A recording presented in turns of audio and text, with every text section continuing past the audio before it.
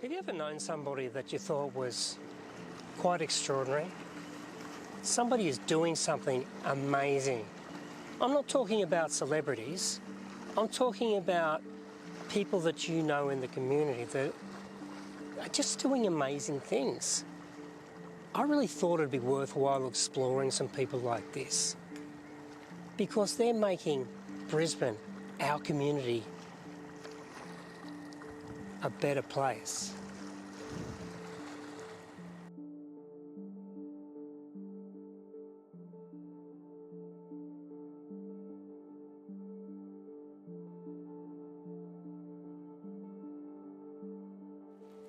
Okay, our first quiet achiever is a retired school principal.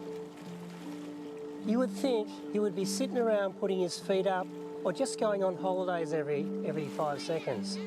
But no, this guy is an independent filmmaker. I reckon he probably works harder now than he's ever worked in his life. He just goes from one film to the next to the next. I'm talking about Peter Waterman. Let's explore Peter Waterman, a quiet achiever.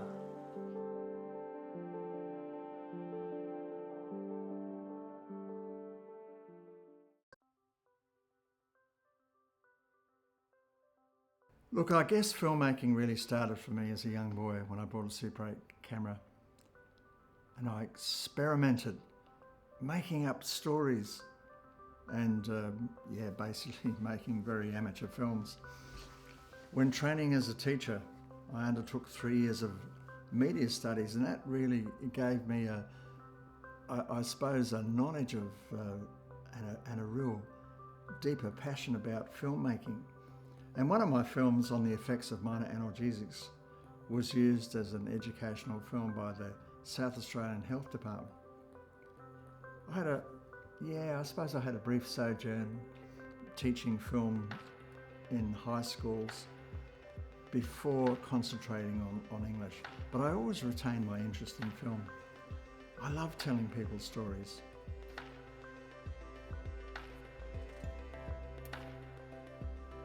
When travelling overseas for 3 months in 2018, I made 42 films that included perhaps over 100 interviews, most of them with strangers that I met along the way.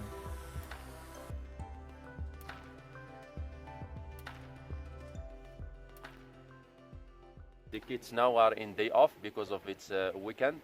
Yep. So they go to help their families in fields and help their moms washing laundry or washing clothes in the valley. Oh, beautiful. As you can see, because it's very nice now, everything is green, walnut, grass, roses. The more you're transparent, people recognize you when you're transparent.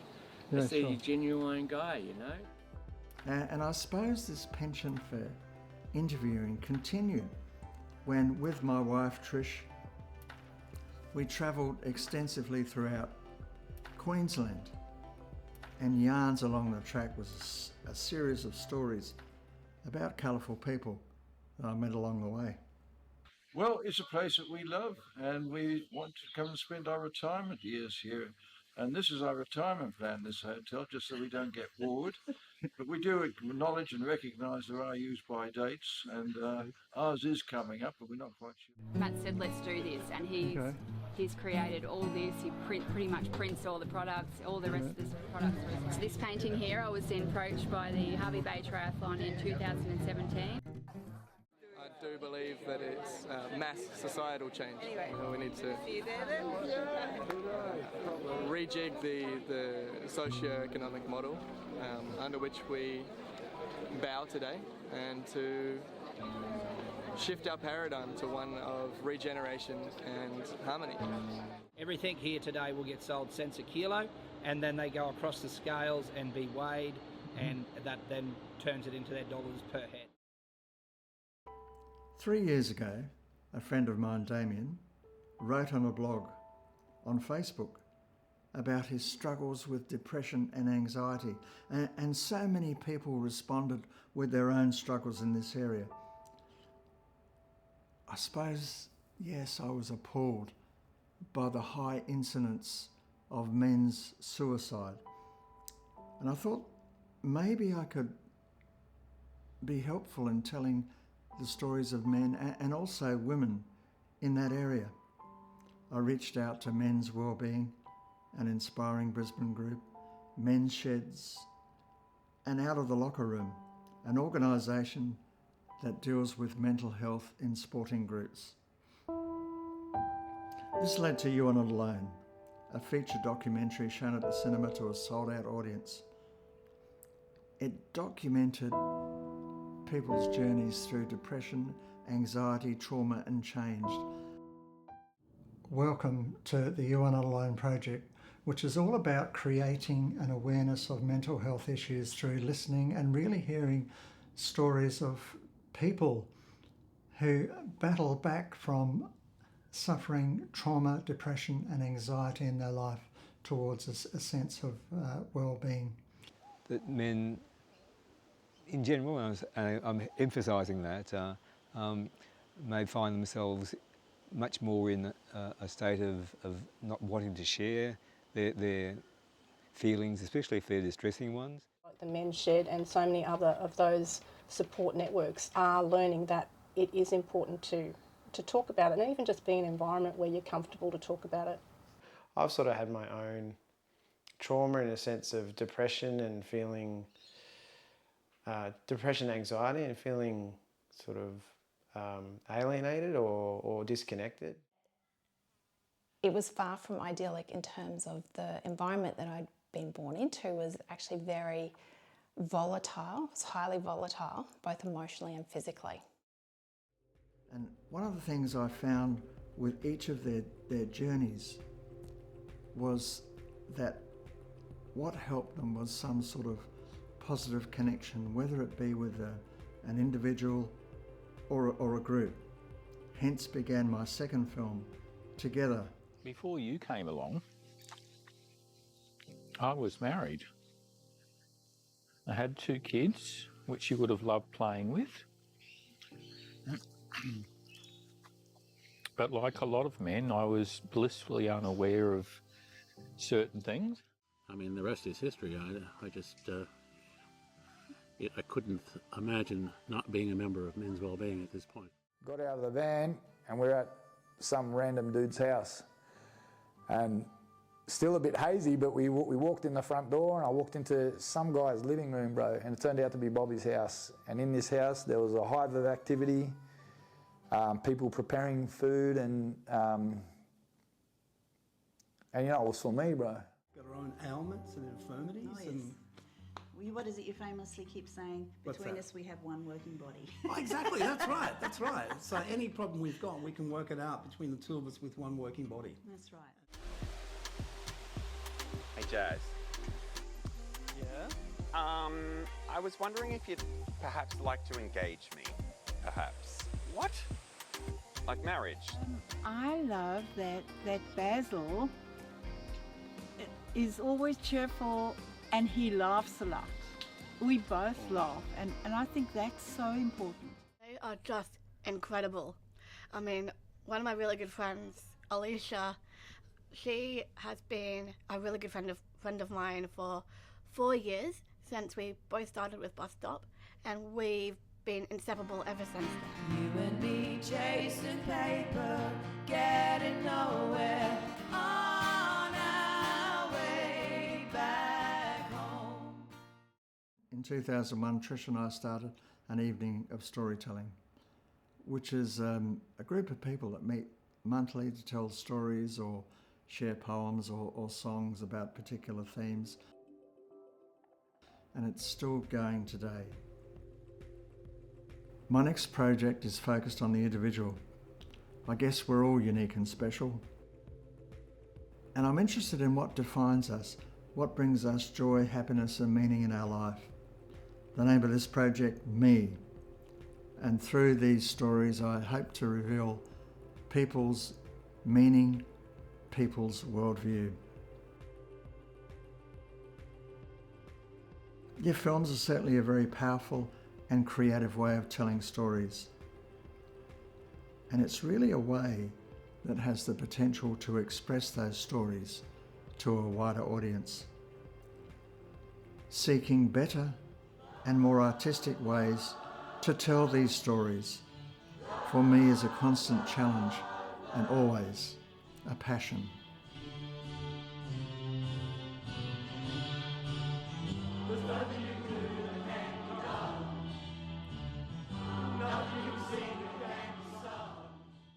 Storytelling, it kind of reveals meaning without committing the error of defining it.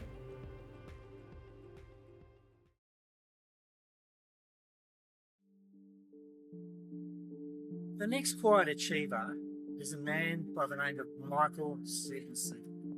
Now, Michael is an ex-Anglican priest who's retired. What he likes to do is go out to remote Australian locations and do photography. Let's have a look at Michael's story.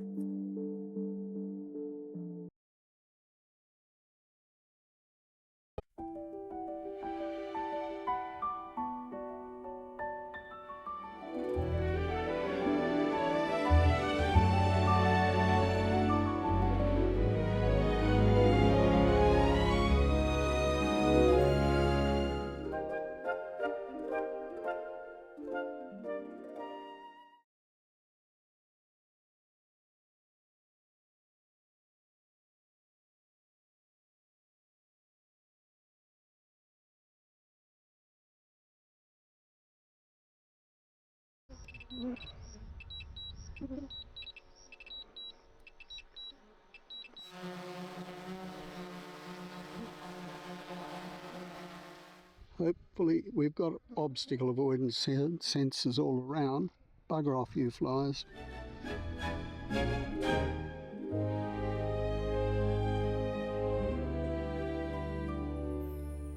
Well, here we are at a monster coolabah tree on the banks of the Cooper.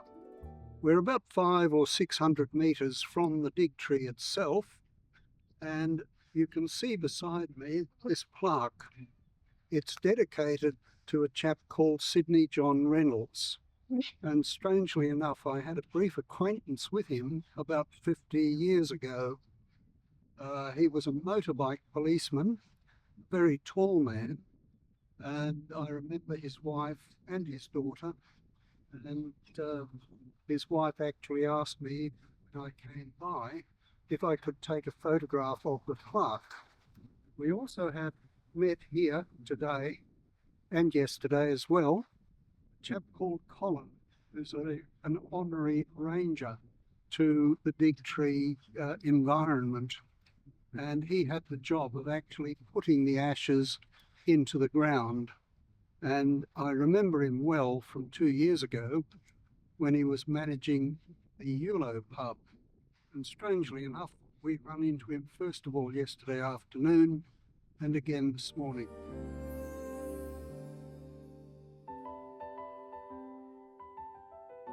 Oh, Mr. Lipton, Sir Thomas Lipton and his cruisers, bless him. He's brought us one of the best teas going. And in a place like this, it's well and truly needed. The only thing that I could think that they could improve it is perhaps to turn it into a cold beer, but a tea will do, and do wonders. Okay, at the moment the craft is in sports mode. It's 162 metres from us and ascending rapidly. So up over that hill, it looks good to me. It's doing 5 kilometres per hour. Gives you an idea of just how strong the wind is. Well, I suppose that photography is a way of collecting a record of where you have been and also a record of the place. It also records how things change over the years, and I've found this quite a lot from looking back at early photography. I suppose too we'd probably say that photography is a way of collecting relics. Now, a relic is an object usually associated with a person, medieval times with a saint, and today, of course, the baggy cap of a famous footballer is a relic which is very demanding at auctions, and people are willing to pay a lot for it. But for me, the photograph, in a sense, is a relic of the place that you have been. Photography also is a place of being creative.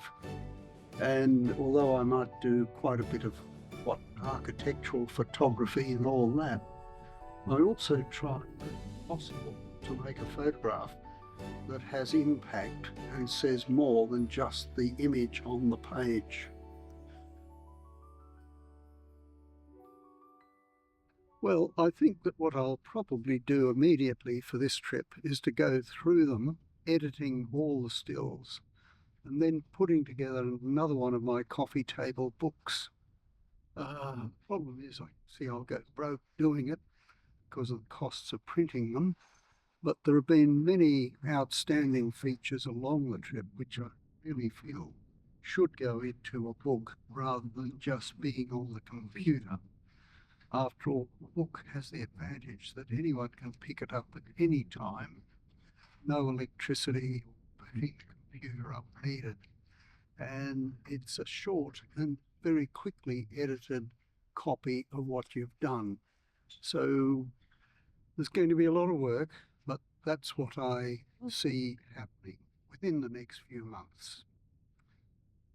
Here we are at Cadelga Ruins, and you can see behind me the ruins of the old homestead. Probably dates back to about the middle of the 19th century, and as far as I know, the last time it was used was in the 1930s. I think it was for the observation of the transit of Venus. But since then, it's been abandoned and bit by bit has fallen into ruin. It is, however, a great draw card, and sometimes you'll find a lot of people camped here.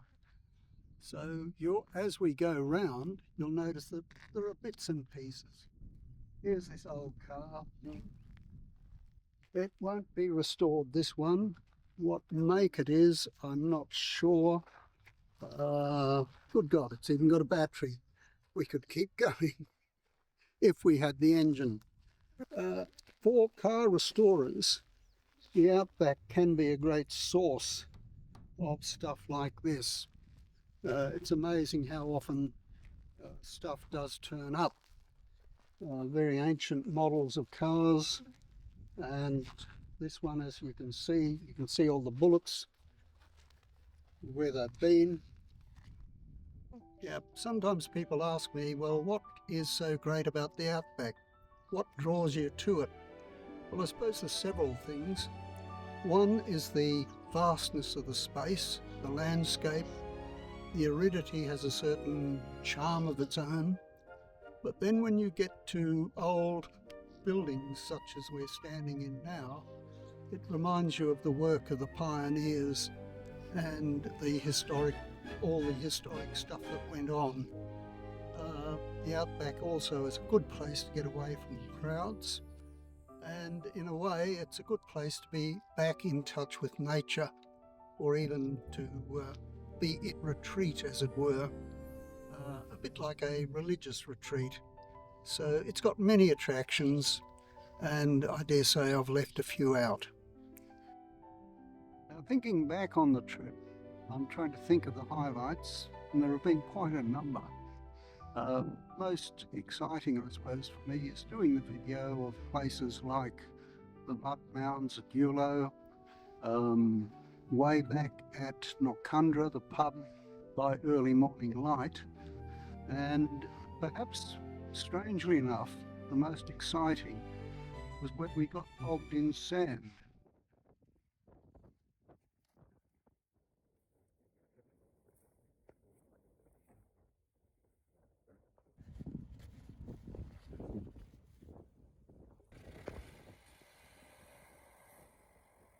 And then forward.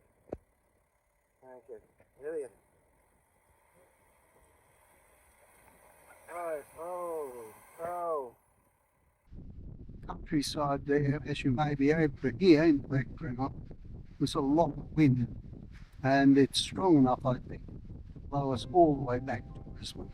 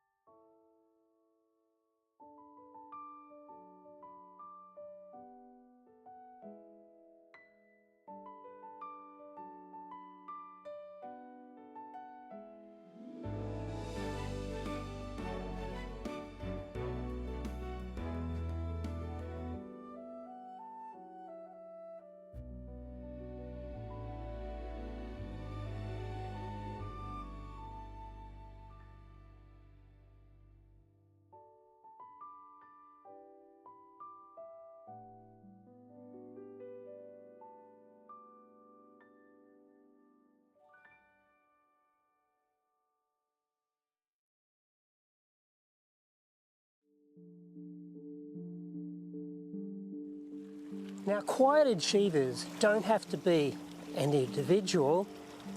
They could be a group, like a club, for instance.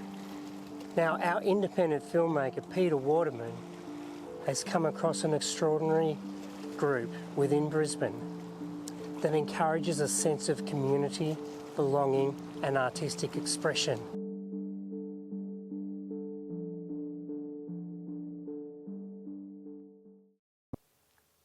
Hi there, my name is Peter Waterman. I've been privileged to see a few performances of the Brisbane Playback Theatre, and I guess I've been intrigued with how the actors can retell the stories of audience members so emotionally. So I guess I'm interested in finding out a bit more about the group and the philosophies of playback theatre. Playback theatre was initially established in 1975 in the Hudson Valley of New York by Jonathan Fox and Joe Salas. It was based on improvisational theatre and also oral storytelling. I guess the initial aims were to bring theatre back to its original roots and to foster connection within communities.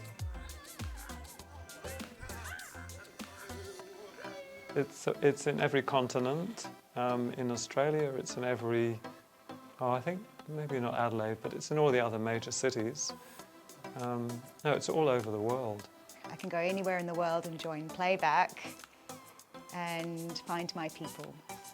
Brisbane Playback Theatre was established in 1989 by Francis Batten, focusing on connecting with stories, improvisation, forging friendships and movement, as not demonstrated here.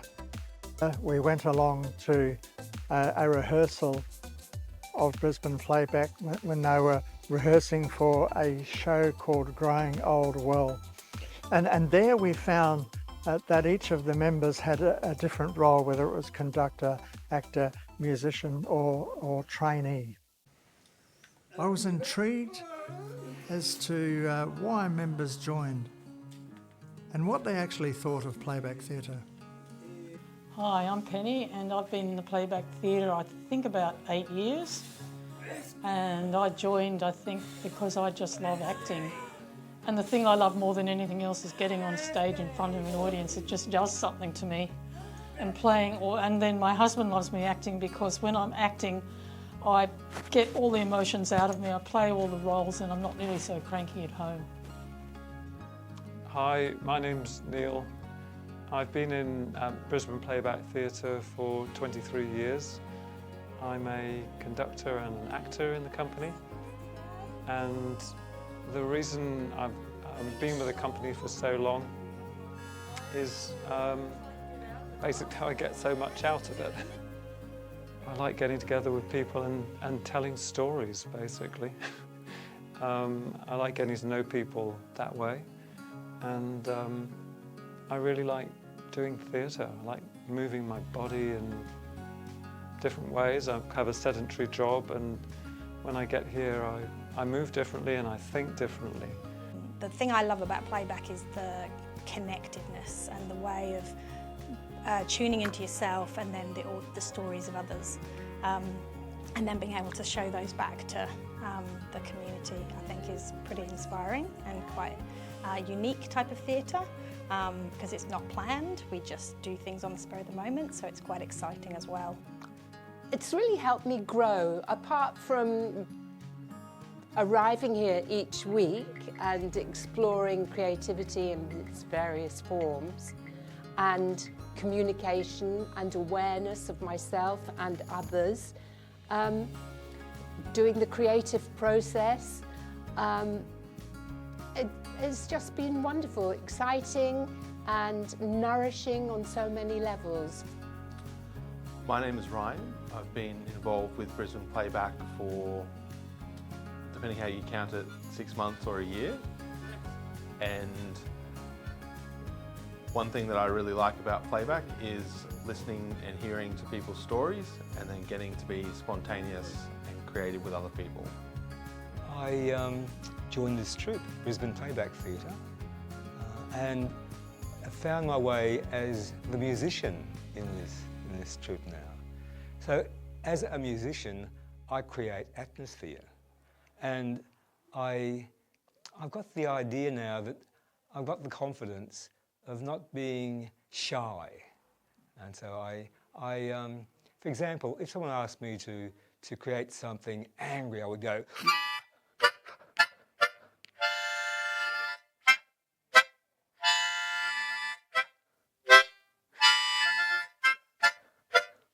and if someone said, could you make something nice and serene and peaceful, I would go something like this.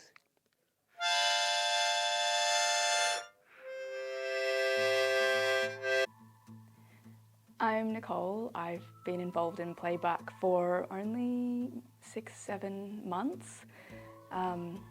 I came to it via the nonviolent communication community. It's sort of a sister modality that I kept hearing about, and it's fantastic. I love that it's expression of the heart of a story and emotions in such a bodily way, moving the body, sort of less about talking and narrative and story and more about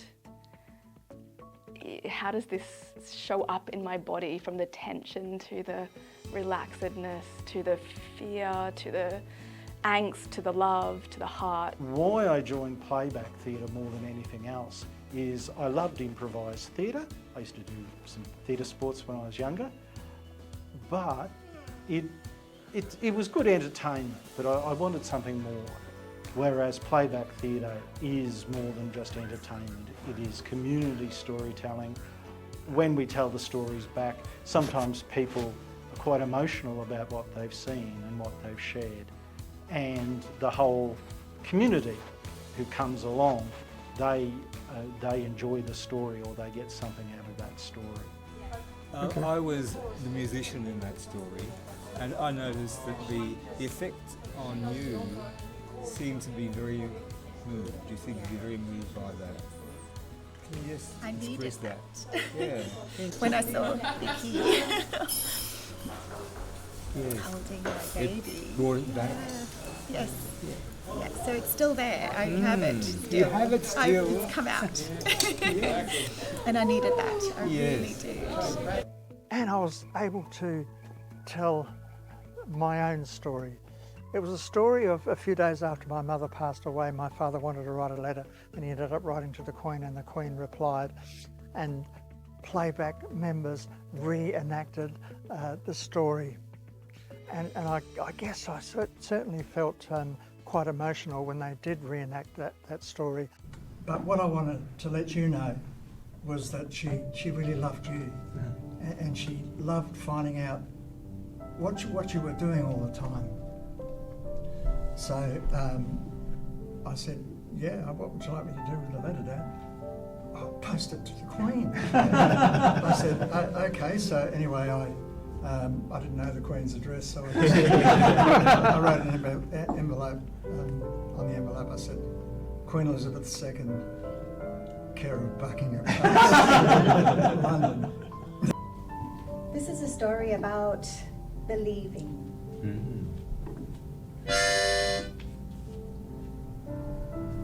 This is a story about the dear ones in our lives. Guess what? Guess what? Guess what?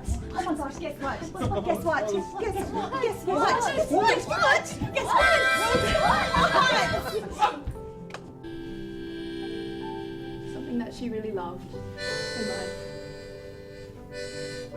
I want to let the Queen know.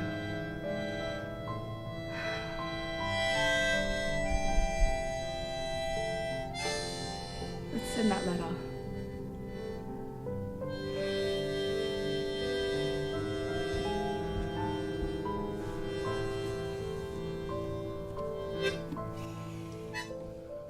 Signed, Susan Harriet, Queen's assistant.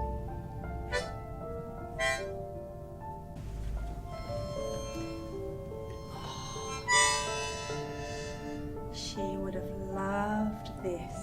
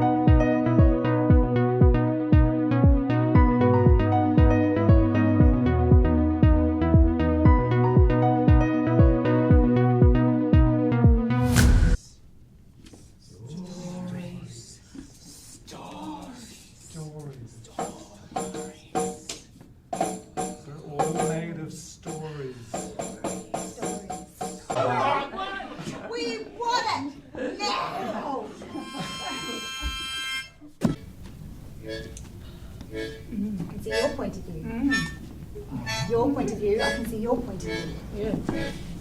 Can you see my point of view? Yes. Yep. I think I do. I do. Yes. It's different out there, isn't it? And it's different from his point of view. Yeah.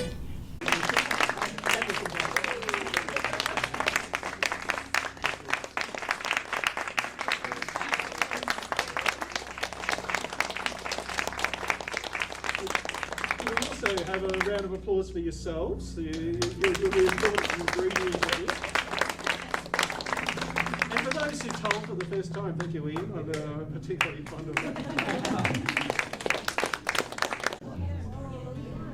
My name's Gabrielle. I've just been watching this beautiful Brisbane Playback Theatre, which was themed about growing old well. And it was really beautiful. It's something about the telling of these stories, everyday stories, which and things that are simple, but yet celebrating the simplicity of the everyday, and having like the community, people were telling the stories and the actors playing out the stories, all part of this kind of ritual of playing back these moments in our lives. I really liked it. I thought it was a really unique way to sort of see other people's perspectives. Sometimes when actors can perform, they're almost told not to impart their own perspective on things, but I really liked when they did it here because it allowed me to reflect on my own experiences and thoughts on things and sort of contrast it. But yeah, I really liked it overall. This is my second time coming, and I feel so heart-warmed and connected and like just part of being, I just feel like a part of humanity. So it's such a gift to experience this tonight. Oh, it was a lovely audience, and it was a lovely collaboration with the actors and the conductor and the musician. I've only been with the group a little while, but they've just been so welcoming, and we've uncovered a lot about each other. And for some reason, because I wasn't sure how it would work, but it just seemed to, that I fitted in as a part of the machine. Or machine is the wrong way to describe what we do. I don't think it's anything like a machine, but the human clump that we are.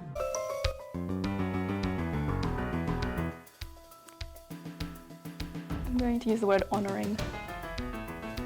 Honouring of a story.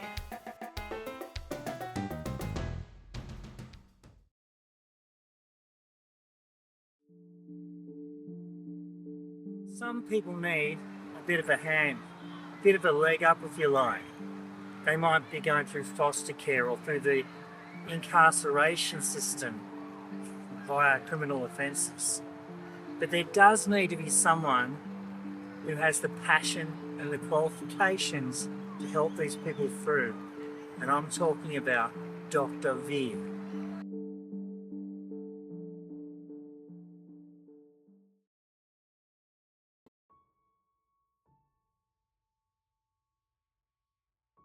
Hi there, my name's Veer. I have a PhD in criminology and criminal justice. I run a company called Nurture Community Services, and we provide support to young people, some of whom are engaged with the justice system.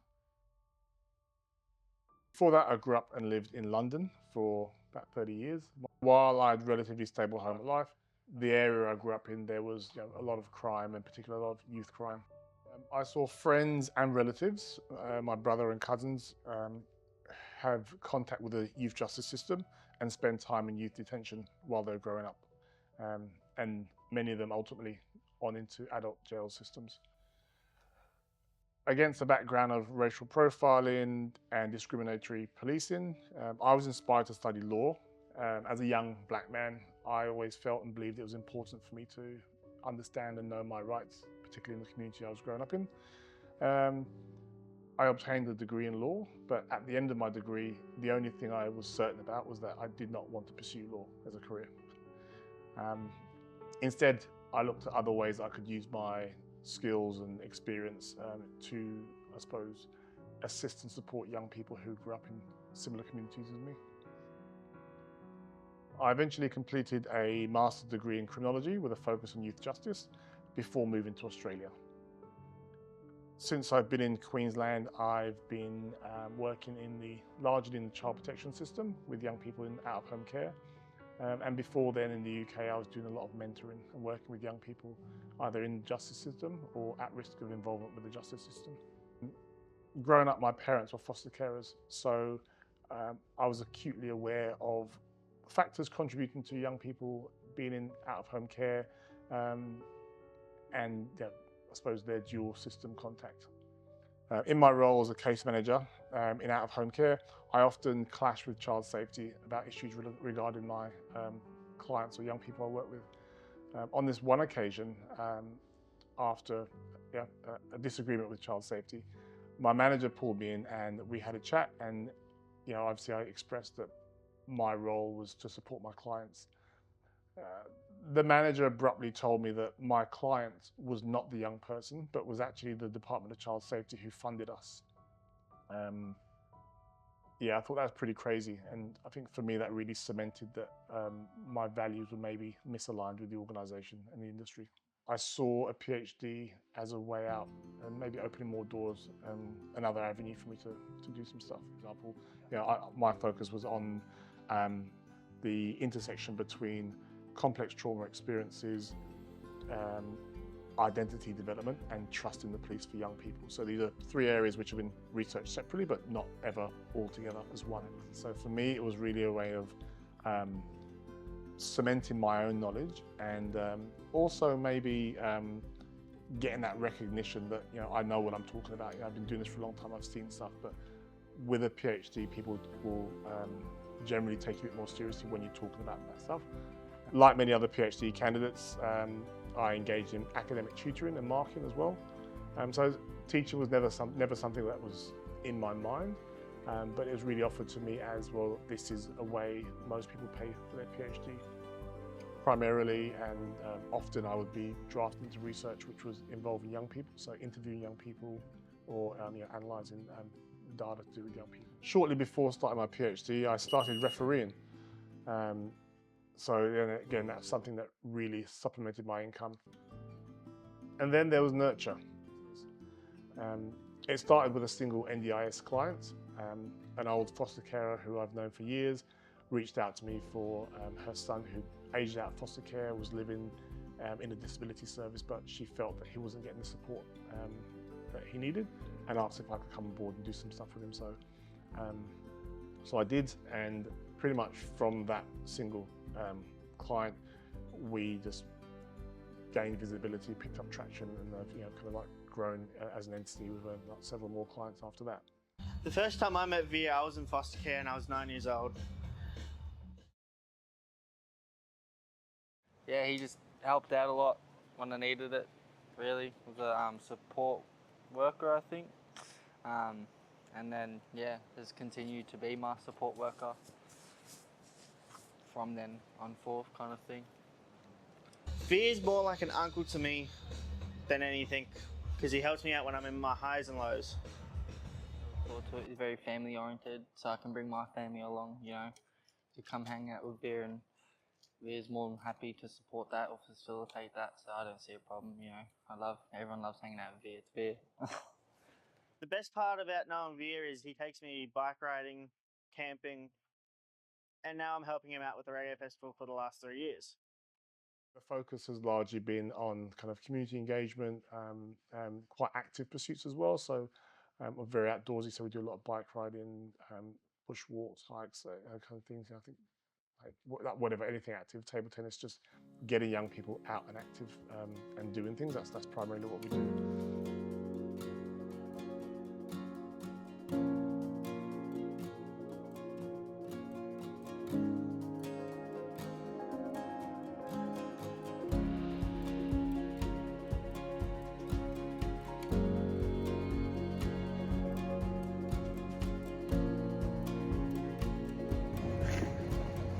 Straight in the bucket, slide like that.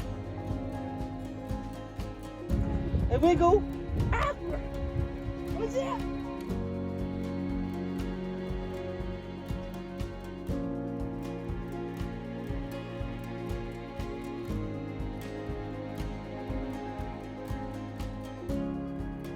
But we've also been focusing on workshop development as well, so some early intervention stuff in that youth justice space, again, kind of coming back to my original passion and incorporating some of my research background as well. We've recently finished delivering some pilot programs in youth detention centres and high schools in Ipswich, and hoping to roll that out in the new year to some more establishments for years. And we actually help participate in the running of the Meandering Reggae Festival. So for us, that's a great opportunity. We bring young people that we work with. They get to come along and help volunteer on the day with set up and pack down and other tasks with running the festival. And it's great. In the past, we've been able to give the young people we work with references for work based on how they've come along and they've volunteered. So in line with our creative focus, we put together a community message wall, which is a live graffiti demonstration and interactive art installation, if you will.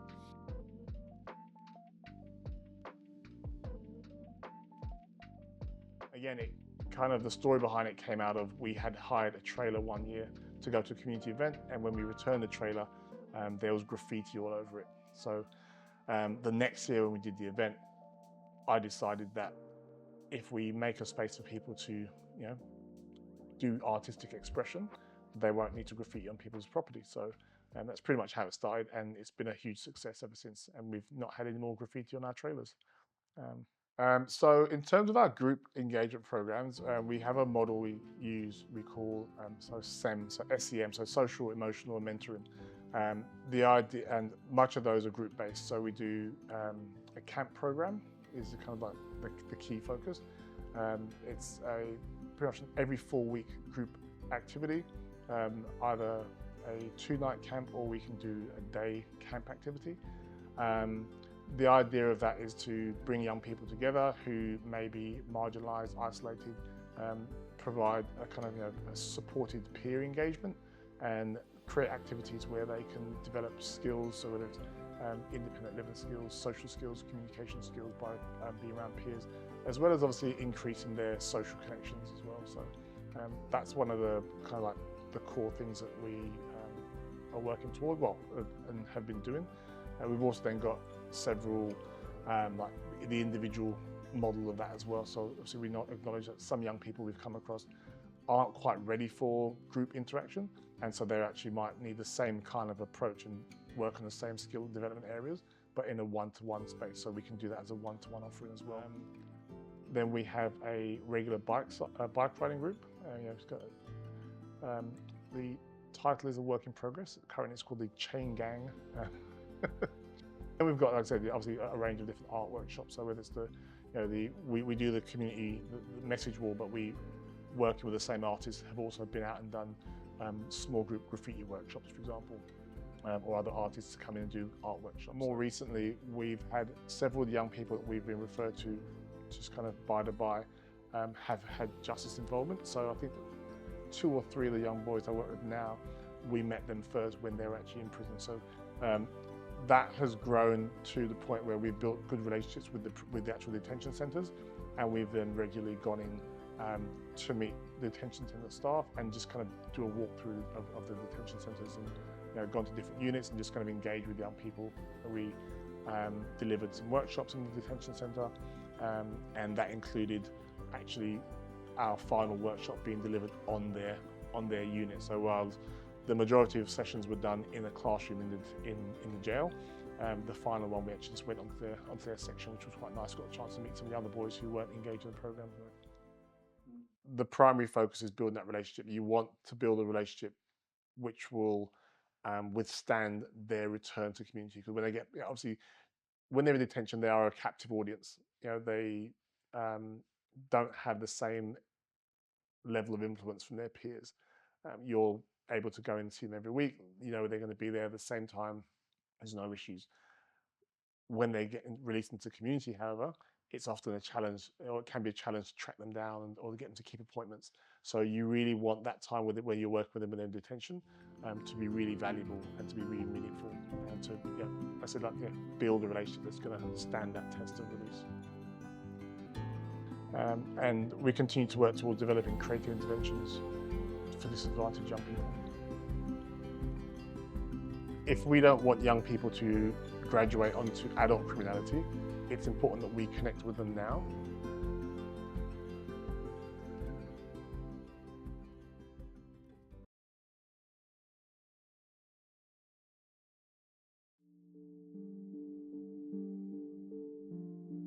Every now and then, you meet a child who is just exceptional. They're talented, but more importantly, they know what they want to do. And they get in there, and they go and do it. I'm talking about Ashan Amir. Let's check out his story.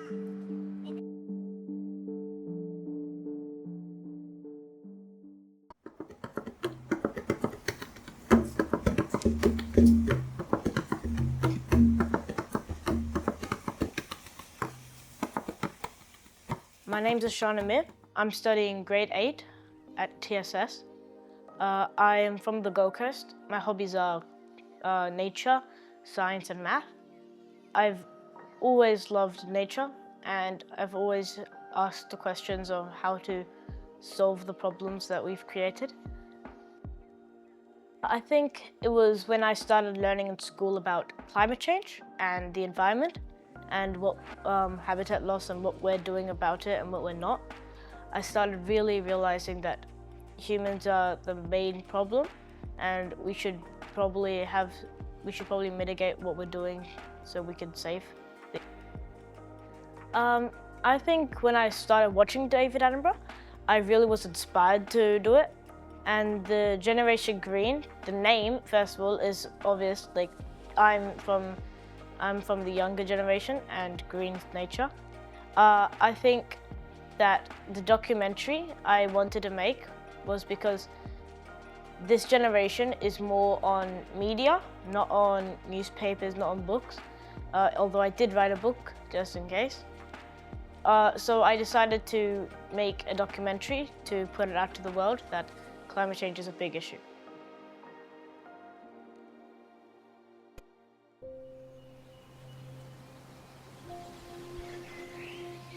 What humans do over the next 50 years will determine the fate of all life on the planet.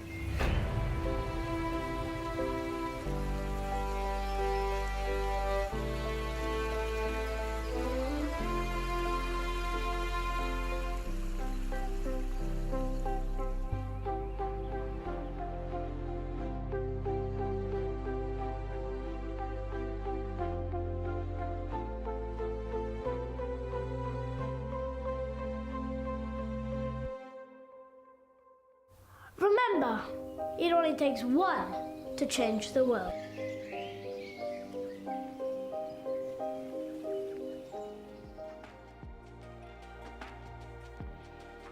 I think when I sat in the director's chair, it was like really motivating. I felt empowered to do something about the environment. Like I had something to do. I couldn't just sit there and watch all this unfold. I had to really take action and be proud of what I'm trying to do. So I decided, yeah. I think when I realized that I could actually be doing something useful, when I started realizing that this isn't just some side hobby thing, this is very important for the world, I think my documentary has really helped me carry on this thing of me protecting climate change. I'm really happy about it, yeah. I think my family, my parents, my mom really motivated me to keep on doing it even when times were tough. My dad really tried to help me write the script and get all the director stuff going. And yeah, I just think without them, this wouldn't be possible. I think what motivated me was really David Attenborough, as obviously. We were going to England on a family trip. Before, I asked my parents if we could send a letter to him. They said no. I asked on the plane, they said no. But when we were there, they said, might as well. So we drove to his house, which is on the internet for some reason. and it's a really beautiful cottage with like stone bricks as the thing, as the like flooring, and it's like has a fence. And I walked up to the door and I knocked on it. A lady came out. I asked if I could see David Attenborough, and she said he was sick. So I decided to just give her a letter I wrote. So yeah, and then a couple of weeks later he wrote back to me, but posting took like a long time, so it was a couple months. Yeah.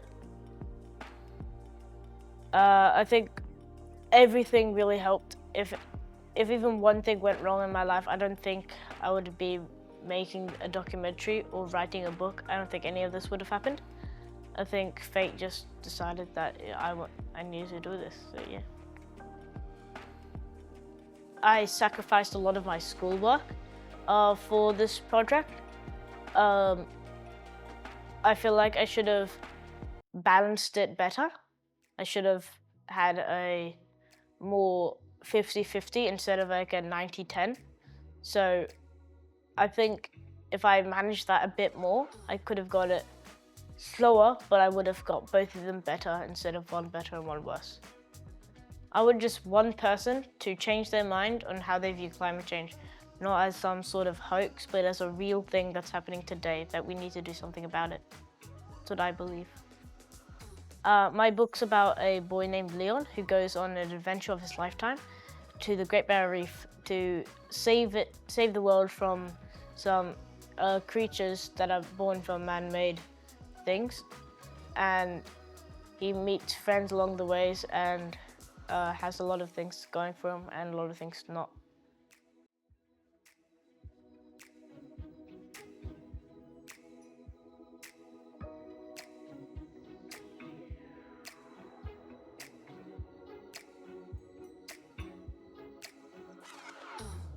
I want them to feel motivated.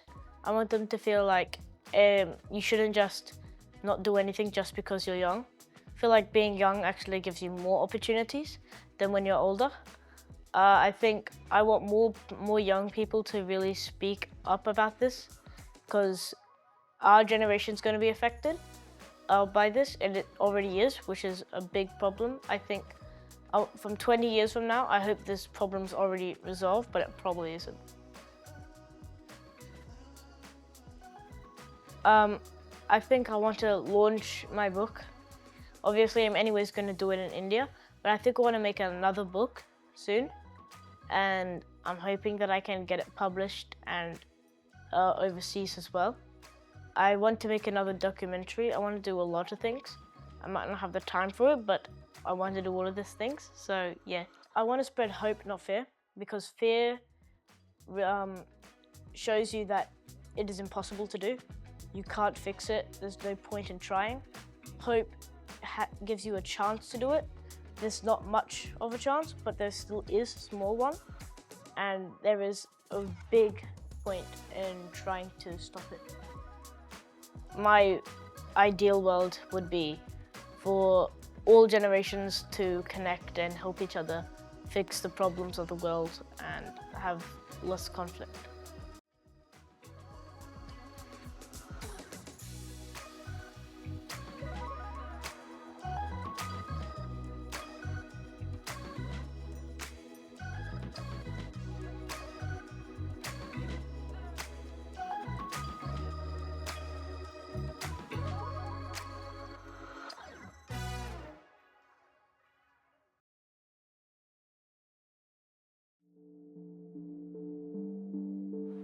Being a farmer is tough. You got drought, you got hail, you got pestilence, then you got price fluctuations. There's so many things that make it tough to be a farmer. Well, I was so encouraged and my optimism was built when I heard about a new movement in farming called regenerative agriculture. Let's hear about it from one of our very own regenerative farmers, Tim Scott.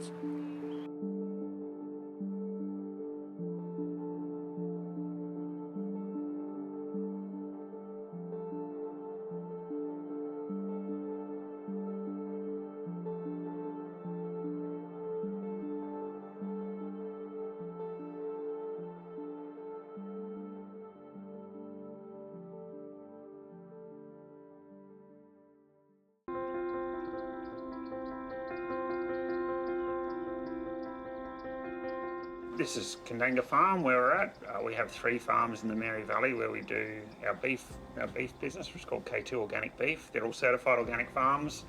The Mary Valley itself is a bit of a food bowl that's a couple of hours north of Brisbane. We run them in what's called a holistic management way. We're moving animals continually so it regenerates the land. So as well as being certified organic, which we've been for 7 years, they're also run in a way that improves environmental outcomes simultaneously with production outcomes. I was probably introduced to regenerative agriculture, I guess it was, at that time, it wasn't called that, but probably when I was in my mid-20s after I finished university. But I also spent many years working in fairly conventional setups. We ran a lot of cattle across 4 states. We had a business where we did backgrounding for feedlots, so that's about as conventional as you can get. Very low margins. If something went wrong, it went really wrong. It was good, fun business, but we had to have big numbers to make it work. Now it's completely different. You're focused on your land and your soil, and we never focused on soil at all, really. It was just a medium. As you start to learn about regenerative ag, I guess you focus more on life and rather than commodity production. Our K2 beef brand is all about trying to get the density of nutrients into food, and you usually do that by looking after where that food comes from. Owning the Kandanga Farm Store, which we have in conjunction with the farms, and we also have a butcher shop and cafe, but owning that business, it's specifically targeted at that non-chemical and regenerative market, and mostly the people that walk through that door that are ready to talk to us have come to that spot because of a health issue or some big change in their life. With us, it wasn't really like that. For me, it was more my wife. We were out spraying cattle for buffalo fly or ticks or all these things, and you come back stinking of poison. And I guess I'd been involved in that for many years, so I didn't really think that much of it. But my wife said if we can't eat the food off our own farm, we used to buy all organic. Even when we had no money, we'd always find the money to buy organic food. I guess that was the big change, is that we realised, we're actually in the food production business, not just, producing some cows that get sold off to someone else to worry about.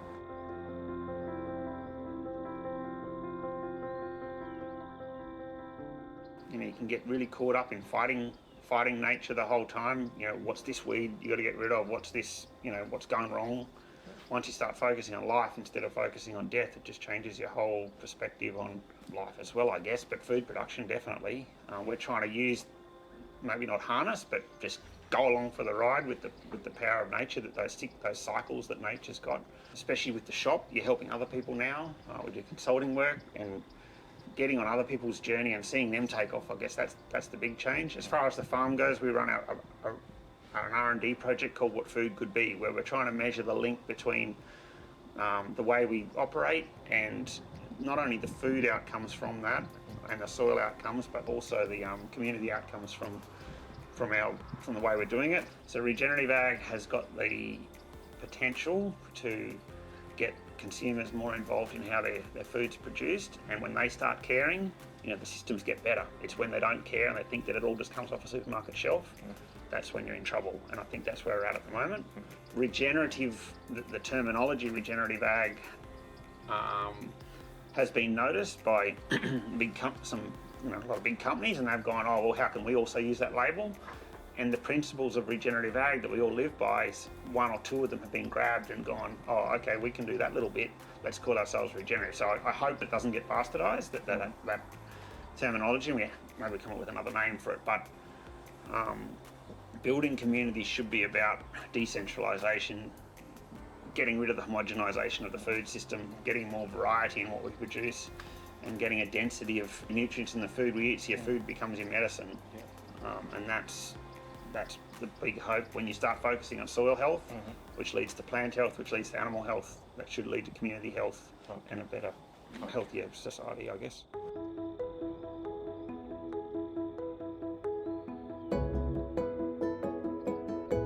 Do a small trial and see what the outcome is. You don't have to do your whole place. If you're scared, and that's probably not a good idea to do an area and compare your costs and compare the outcomes. But have some measurable things apart from just yield. Measure soil health, measure environmental outcomes. How many extra birds you're getting in those areas versus the areas you're nuking and ploughing. But yeah, it's just give it a try. There's no downside really to trying an area of it.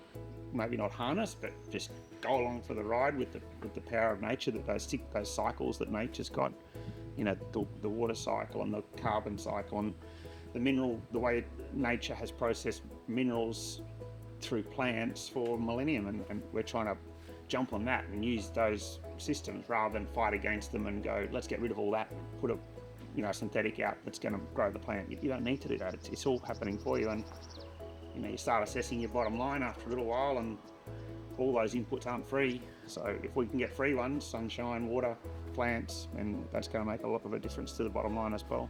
You go through a time when you first switch over that is a sort of decontamination time. You know, it's like you know, teenagers going through puberty. You get pimples, and the land does the same. It's been toxified for so many years in this area, probably since after World War II. Then it goes through a time of sort of cleansing, and every weed known a man grows. You get ugly stuff happening. Yeah, animals fall in a hole. You know, they're used to being topped up with poisons all the time, and all of a sudden they've got to start fending for themselves. So their systems take a while. That time can lag between 6 months and a couple of years, where things get really ugly, and we cop it. Like you get, oh, you don't know what you're doing, and blah blah blah. When you get through that period though, and you get your nutrition right, and your soil starts to work, and your microbes kick away, then you know, things just take off.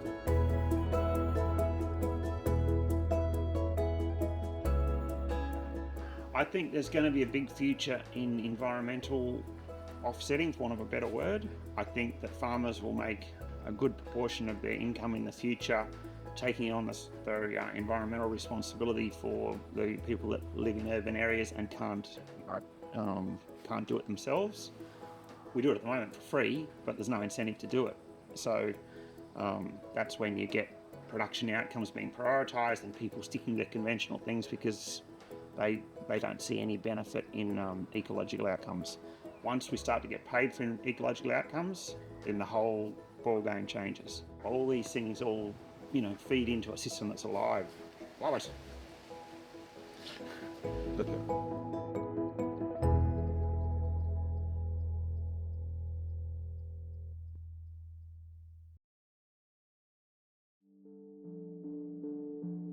It wasn't long ago that I met a couple of lovely young ladies who really inspired me for their positive attitude towards the world and the belief that they could make some incredible changes. I'm talking about Teresa and Agnes. Let's meet them.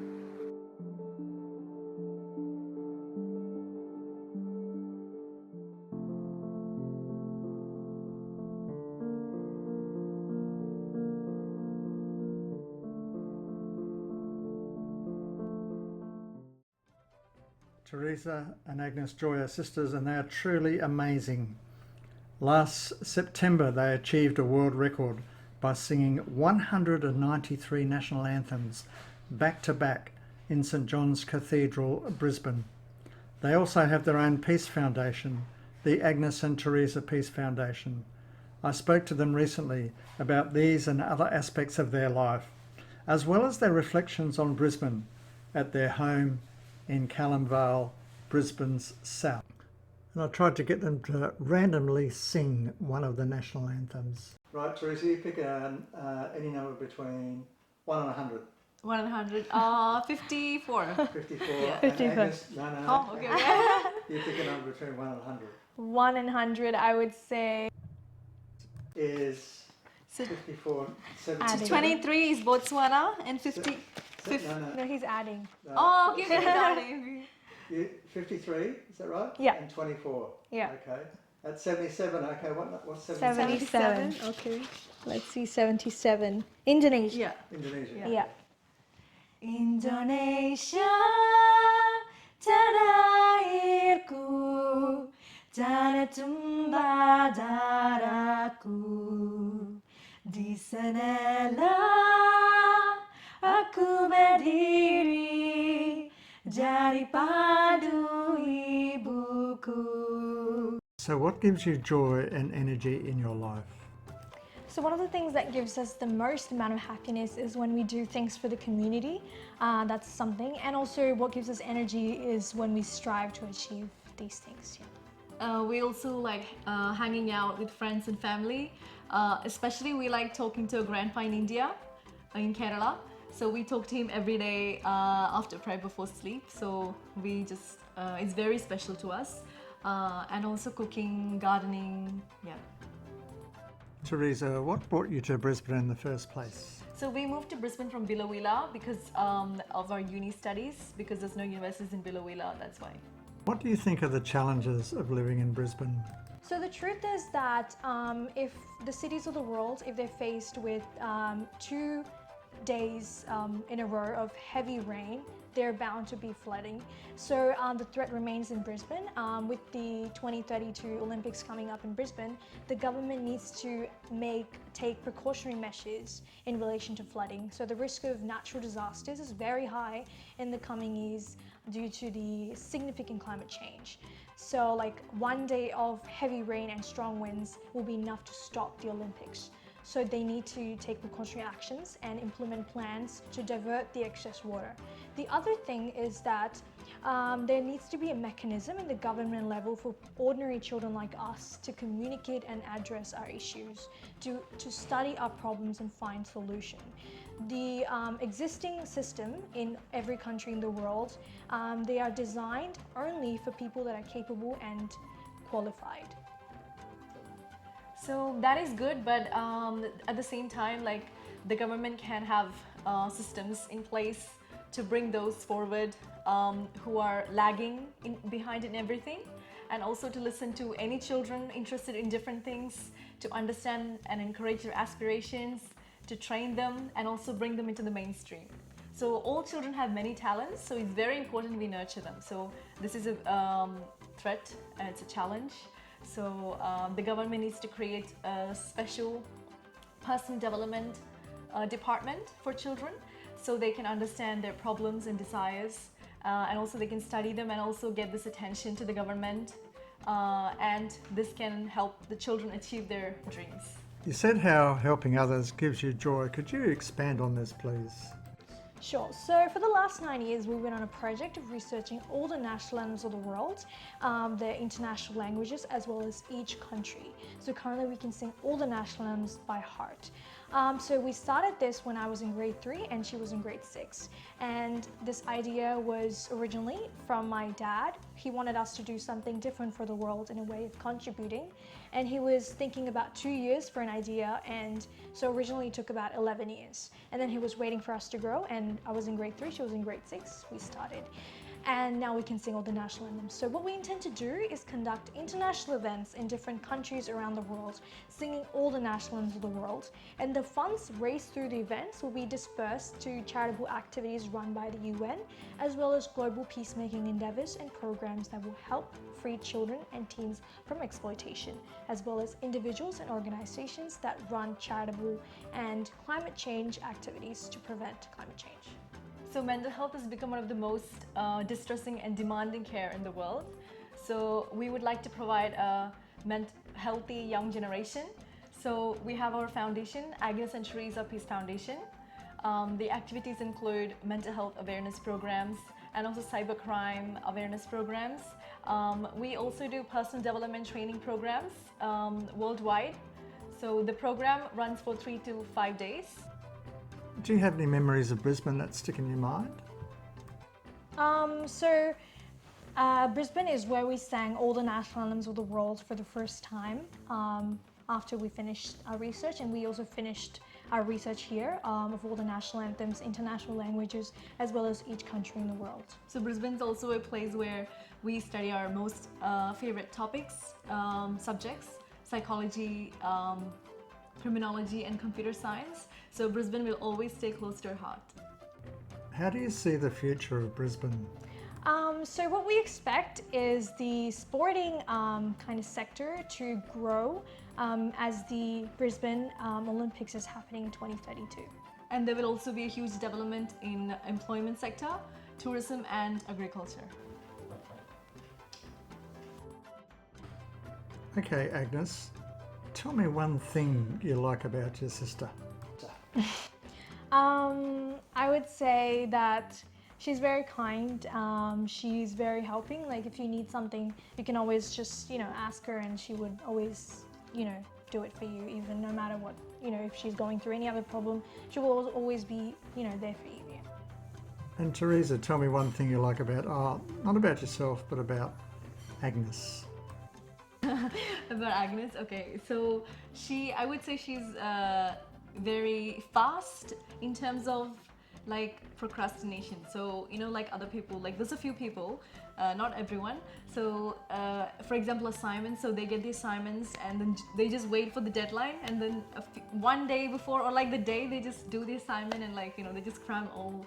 And like she doesn't do that. She actually starts the assignment the day she gets it, so she works for it, and then she doesn't just put things behind or like till the last minute. So I like that. Yeah. Agnes, would you say that you're friends as well as sisters?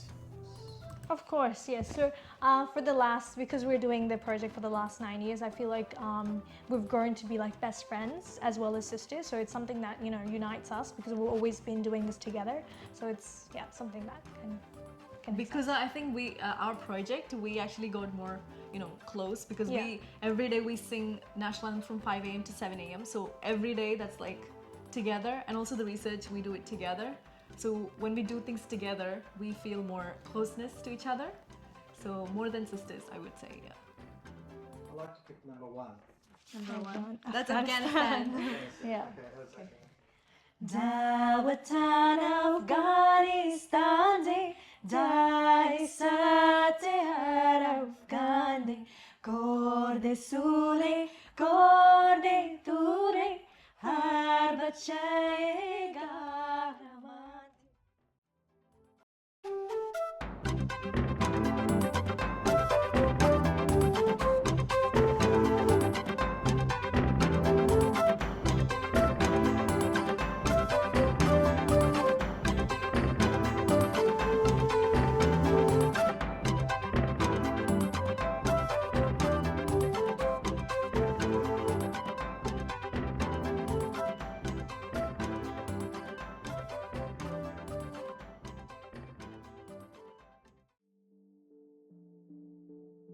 This man is a sound engineer.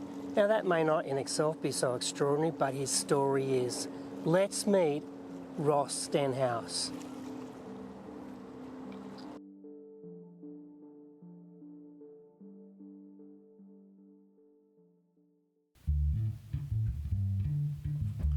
Yeah, my name's Ross Stenhouse, and I'm the film producer, sound engineer, director, producer, and every other position that's ever been created in the film industry. I'm a quiet achiever at Music Geek Productions. This is my story.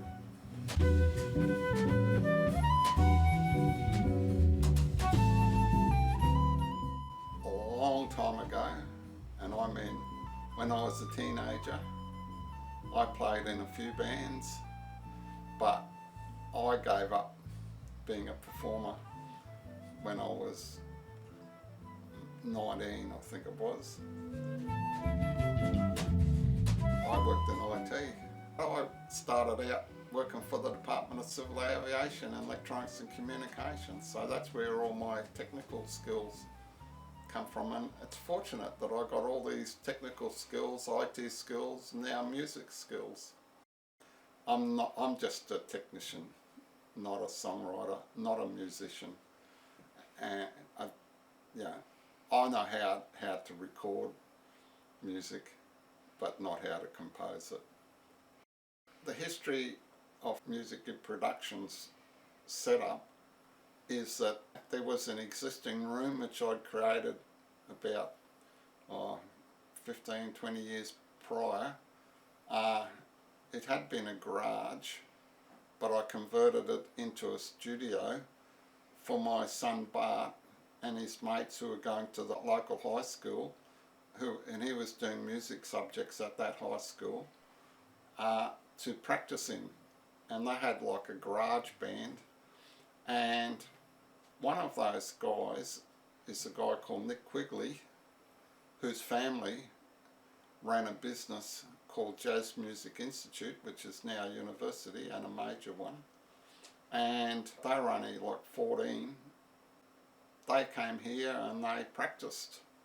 Now, Nick Quigley is now the CEO. He's a big wheel in the jazz world, and he started out in this very studio. And he's been back several times. In 2015, I had bowel surgery because I had bowel cancer. After 2 years of going up to the hospital very, very regularly, I gradually got over that, and I ended up being very, very deeply depressed. And I had to do something to get me out of that depression. And my son, Bart, suggested that I film musicians to utilise existing skills that I had. And I had said to him, oh, I don't think anybody would want me to do something like that. And he said, you'd be surprised. And so I advertised on social media, and lo and behold, a few people came, and that's how I got started. I've filmed over 500 musicians. They come in here all the time. I used to have to advertise a lot, but now they contact me. I get repeat business now, and I just contact people who I've filmed before and say, do you want to come back? Yeah, sure. It just feeds on itself, and I enjoy it because I only do this for fun. I meet so many people. The youngest musician I filmed was 8 years old when she came here, and the second youngest was 13, and that was in 2017. The reason she came to be was because she was being bullied at school, and by coming here it gave her confidence. I like to think that it's positive. I think that in the background they talk to each other and they say, oh, you should go along and contact this guy. So they're talking about me, and when they talk about me, I think they're talking about the quality of my work, not about the fact I do it for free. So that seems to be the lesser thing, that people are just talking about the quality, not about the fact that it's free. This time they said it was for real. She'll take him back. The music I mix is of an equal standard to a recording studio. I mean, I suppose the hourly rate for the service I provide is probably around $1,000 an hour. So if they're here 4 hours, that's $4,000, and I don't think those people can afford that sort of money. They're probably not going to go to a recording studio. Besides, I don't think I know of any other one that actually films musicians performing. There's ones that record and make albums, but I'm not aware of any others that actually film musicians.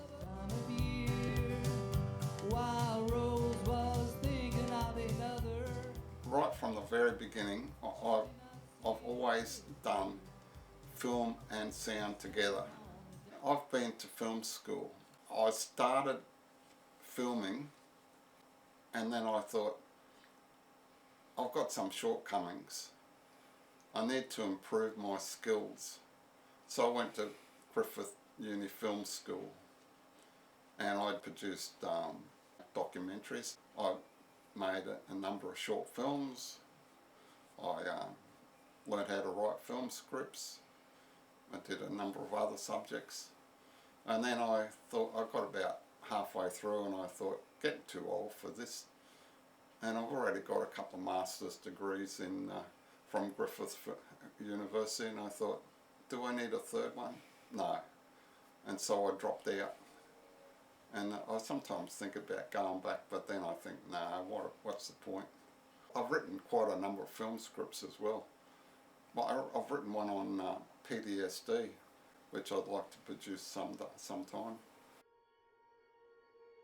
I get my recognition through word of mouth. And that's important to me.